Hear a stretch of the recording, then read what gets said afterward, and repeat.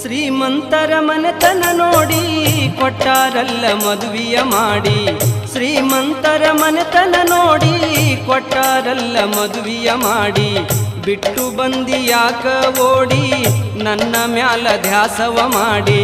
ಬಿಟ್ಟು ಬಂದಿ ಯಾಕ ಓಡಿ ನನ್ನ ಮ್ಯಾಲ ಧ್ಯಾಸವ ಮಾಡಿ. ಮನಸ್ಸು